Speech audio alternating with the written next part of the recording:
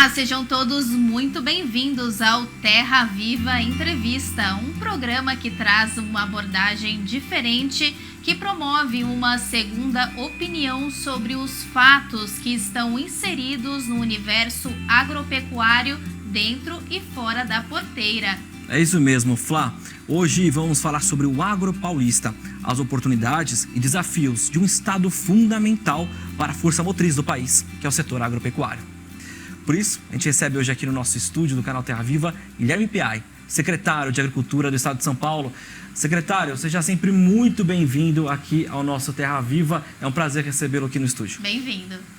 Muito obrigado pela oportunidade, Pedro, Flávio, é um prazer estar aqui. Prazer é todo nosso. Em poucos meses, o senhor completa um ano frente à pasta da agricultura. Como que foi aí desde a fase de transição até aqui, até esse momento?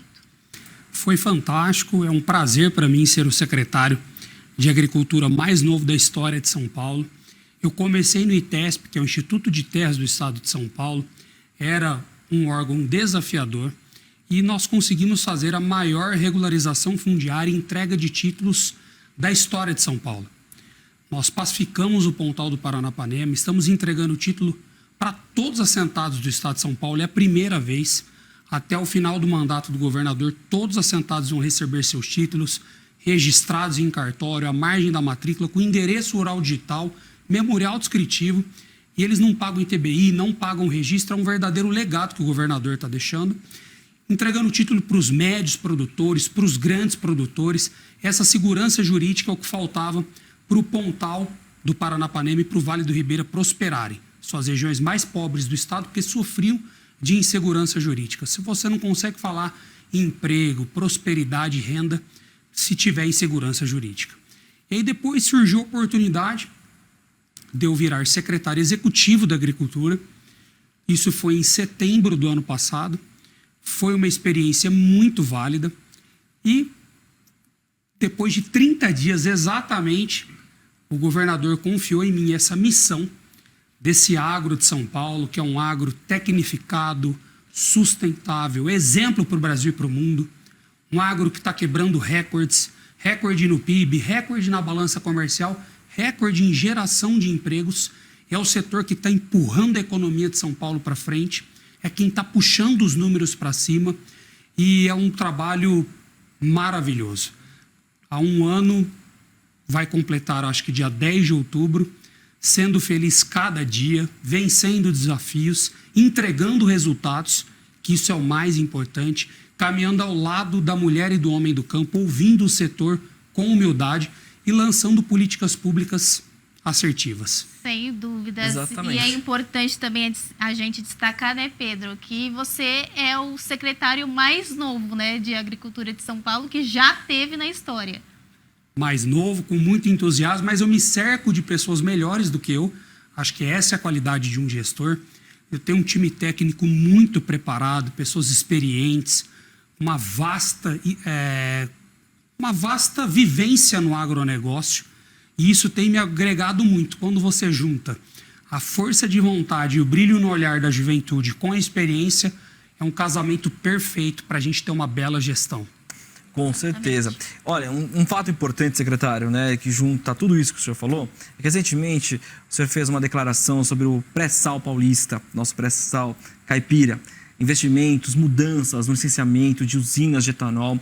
Explica pra gente esse movimento, né? Explica pra gente por que é tão importante investir no setor sucroenergético paulista, né? Criar de fato algo que a gente pode dizer que é uma política de Estado?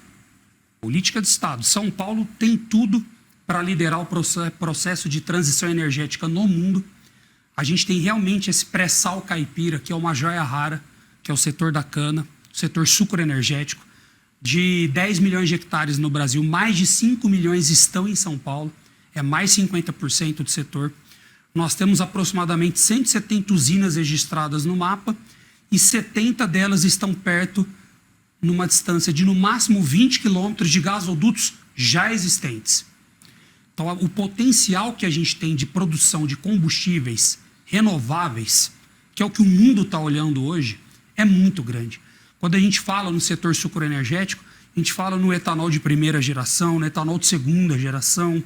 Você fala no SAF, que é o Sustainable Aviation Fuel, que o mundo todo está olhando para isso. E em breve nós vamos ter plantas de SAF em São Paulo. Você fala no biogás, no biometano. O biometano, quando substitui a gasolina e o diesel, diminui em 90% os gases do efeito estufa. O Brasil importa 14 bilhões de litros de diesel por ano, um combustível fóssil.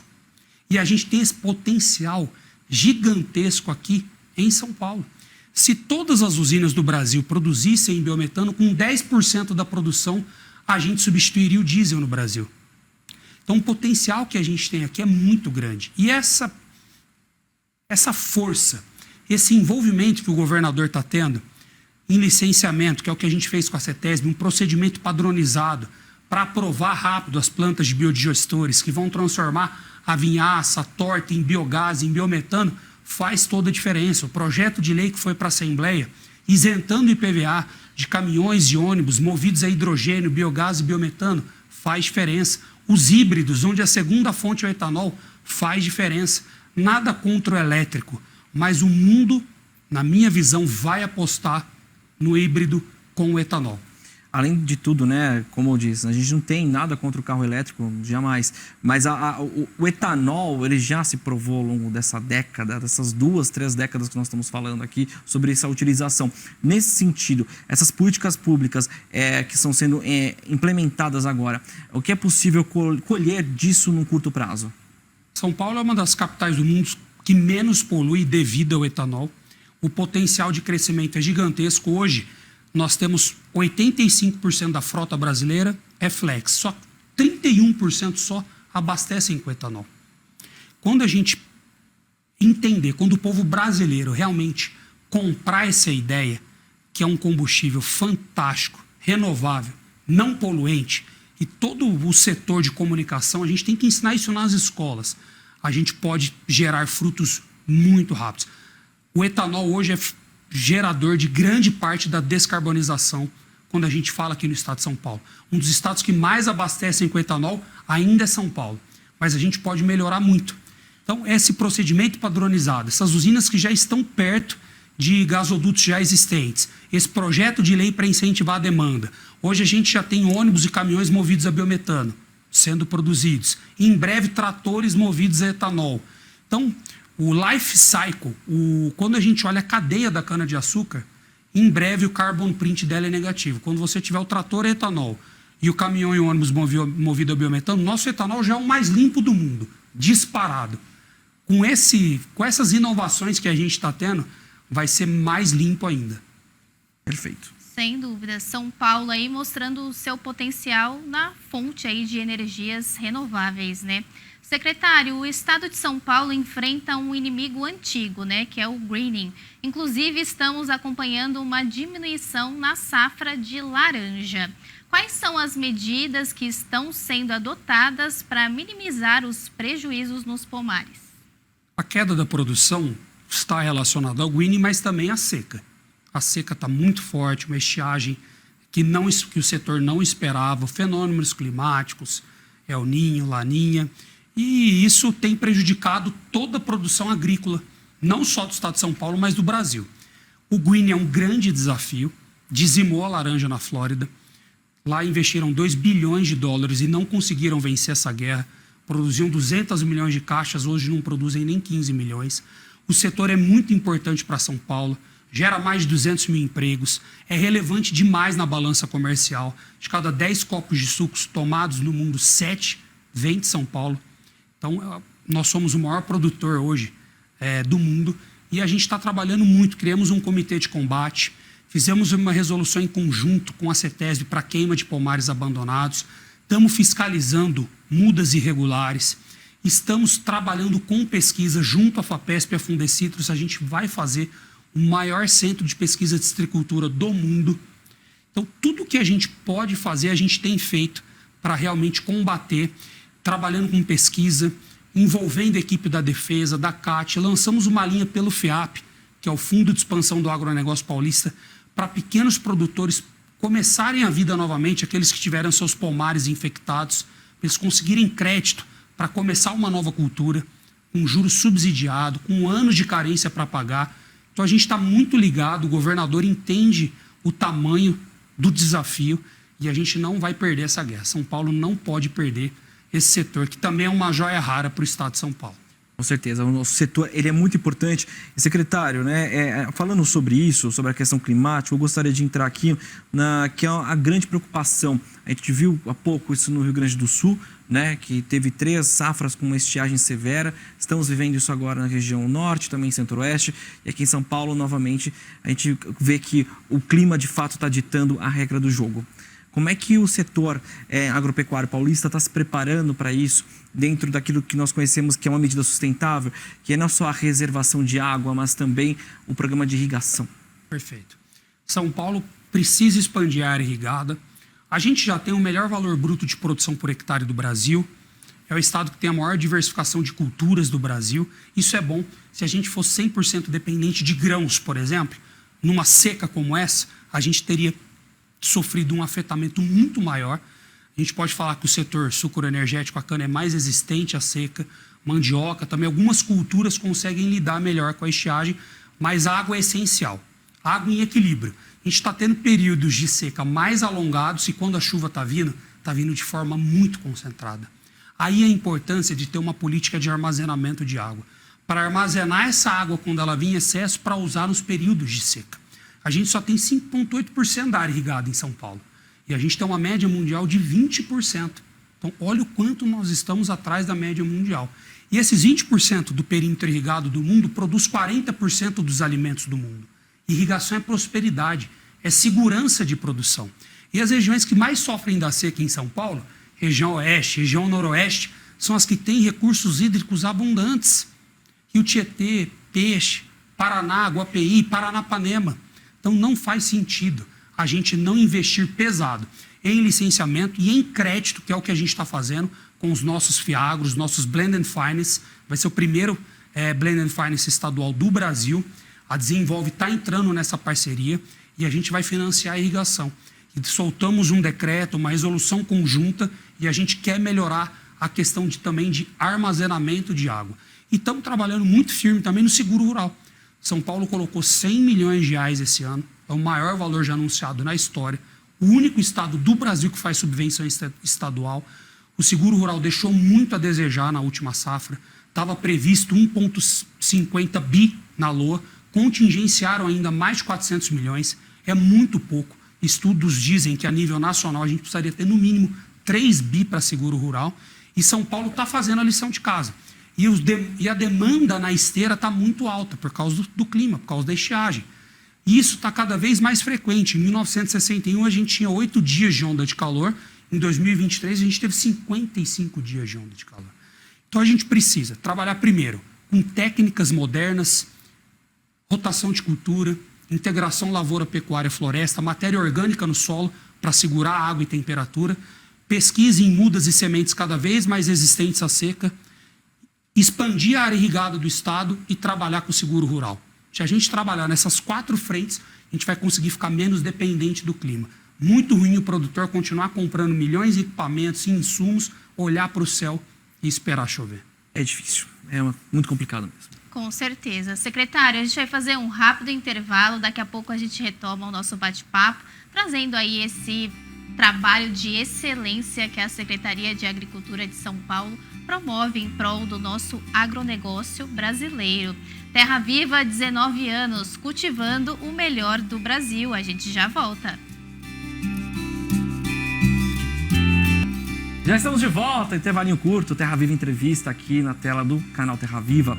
Hoje a gente recebe aqui no nosso estúdio o nosso secretário de Agricultura do Estado de São Paulo, Guilherme Piari, batendo um papo com a gente sobre esse importante papel do agronegócio paulista dentro do agro nacional, né? Que de fato é a força motriz da economia do nosso país. Pois é, secretário, a gente falou no bloco anterior sobre vários temas. Eu gostaria de abrir neste bloco falando sobre um avanço importante da pecuária nacional, né? Neste ano, o Brasil não vacina mais contra a febre aftosa, um passo importante que foi dado, né? Um cuidado muito também que vai exigir a partir de agora para que, de fato, a aftosa não venha causar problemas para a gente. Mas como é que o governo paulista tem atuado nesse sentido, né? Eu queria também falar um pouco mais até do Fundepag, como é que vocês estão trabalhando neste ponto para trazer a segurança que a pecuária, não só do Estado, mas também nacional, precisa. Nós estamos muito focados nesse trabalho, vacinamos 100% agora, é um recorde que a Defesa alcançou. A Defesa tem feito um trabalho maravilhoso. Terminamos agora o projeto de lei do Fundesa, que vai ser o Fundo Indenizatório da Pecuária Paulista. Em breve estará na Lesp e será aprovado. A relação do governador com a Lesp é muito boa. O governador tem um ótimo diálogo, é um grande articulador. Isso vai trazer segurança jurídica para os produtores do Estado de São Paulo. O setor quer, nós conversamos com todas as entidades, com a Câmara Setorial da Carne. Como eu disse, uma das grandes qualidades da Secretaria é a humildade de ouvir o setor. Nós temos quase 40 câmaras setoriais que envolvem todo o setor. E as políticas que a gente lança é primeiro ouvindo quem produz. É ouvindo quem realmente põe a mão na massa, que é a mulher e o homem do campo de São Paulo. E outro ponto também que a gente quer trazer aqui é a questão ambiental, né? Como que o Estado de São Paulo tem atuado nesse sentido, o agro e o meio ambiente? Todos os números que a gente tem alcançado, quebrando recordes na balança, no PIB, na geração de emprego, vem aliado com sustentabilidade. São Paulo hoje tem 25% de área preservada, 5% acima do que o Código Florestal mais exigente do mundo pede, que é o Código Florestal brasileiro. Nós estamos no menor índice de desmatamento da Mata Atlântica dos últimos anos. E o CAR, que é o Cadastro Ambiental Rural, São Paulo tem dado aula para o Brasil e para o mundo. Nós somos um dos poucos estados que vão ser capazes de realmente implementar o Código Florestal brasileiro. A gente já tem quase 50 mil CARs validados e agora nós estamos, através de uma resolução, dando o aceite por vários produtores, até 4 módulos fiscais, onde o CAR já estava validado e aprovado. Então, só nisso serão quase 60 mil CARs a mais validados. A gente quer bater a meta de 100% em poucos anos.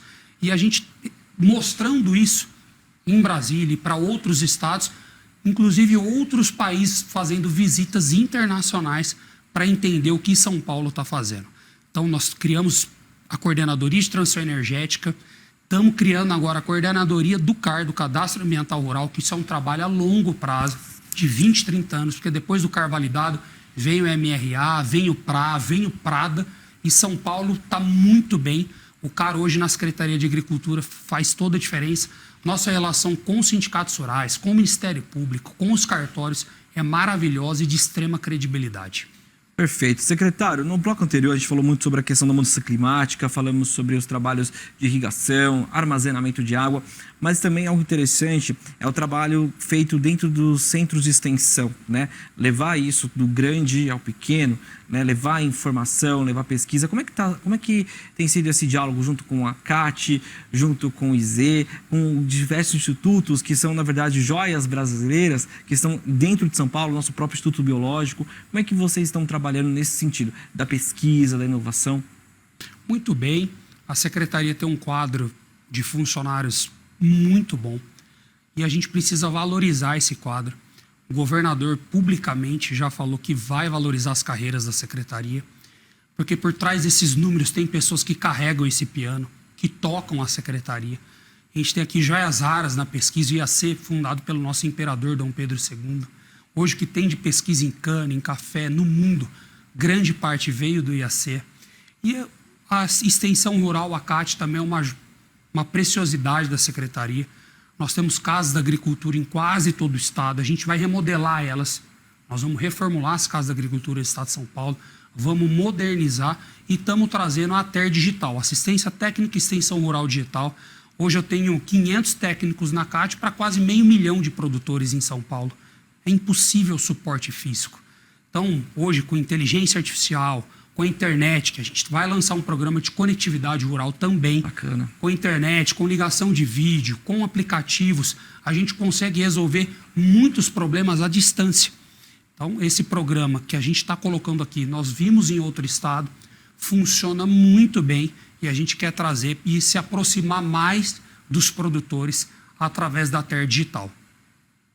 Perfeito. E agora vamos trazer aqui os eventos, né? São Paulo é a rota de grandes eventos do agronegócio. Temos grandes exemplos como a AgriShow e agora também a volta da FEICORT, né? Em Presidente Prudente, interior de São Paulo. Conta pra gente mais sobre esses grandes eventos que o nosso estado cedia.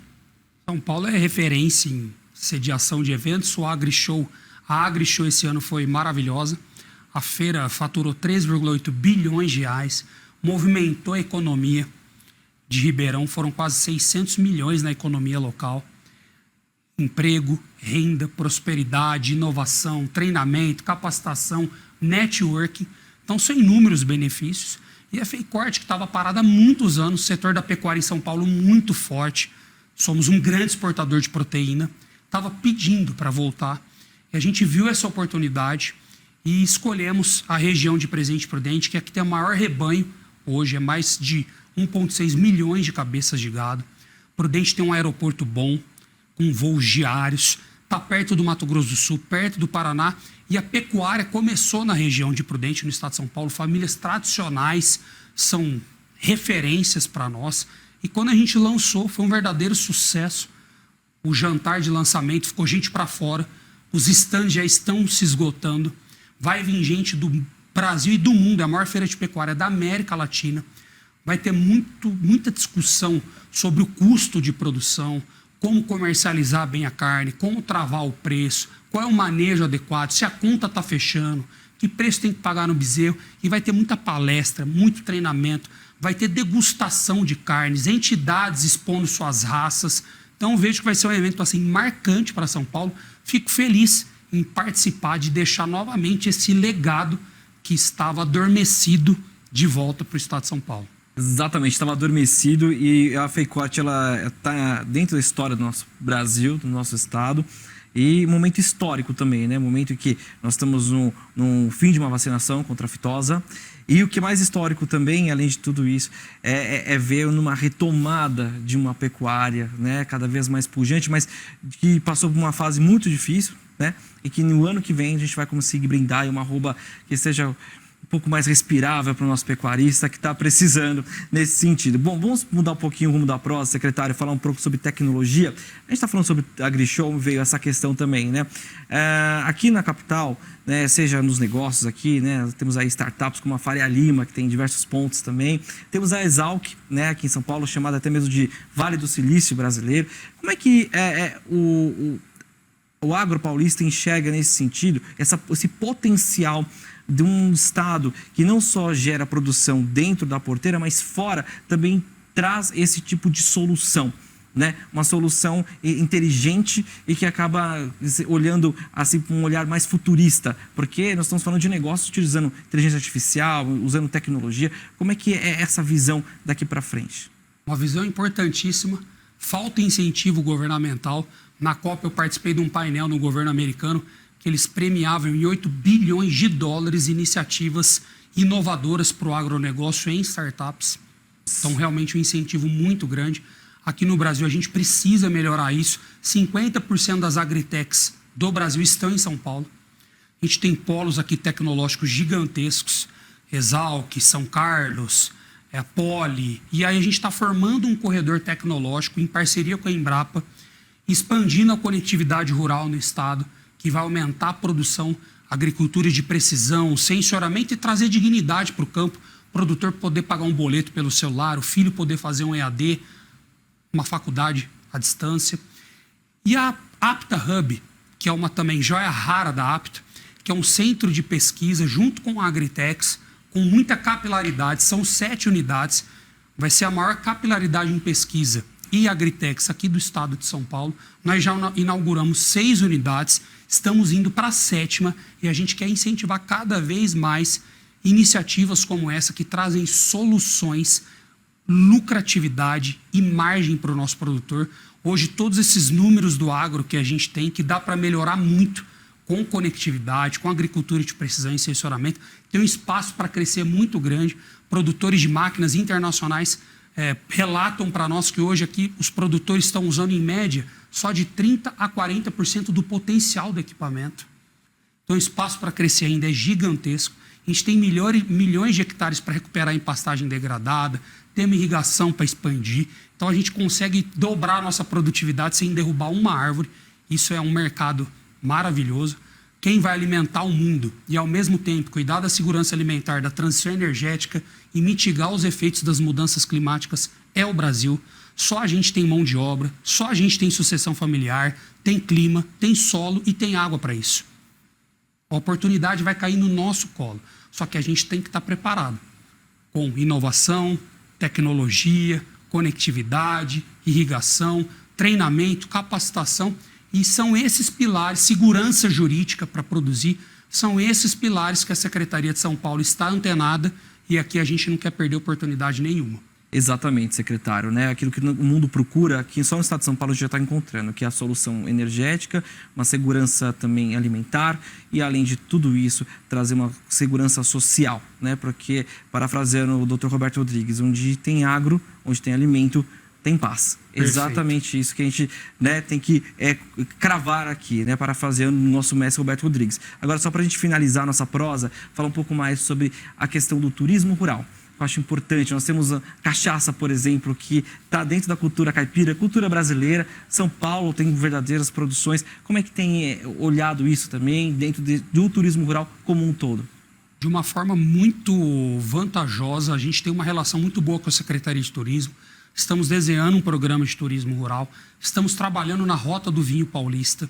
O setor da vitivinicultura tem crescido muito e a gente está com uma lei pronta, que é o Cipov, que vai certificar todos os produtos de origem vegetal de São Paulo. Cachaça, suco, cerveja, vinho, vai agregar valor.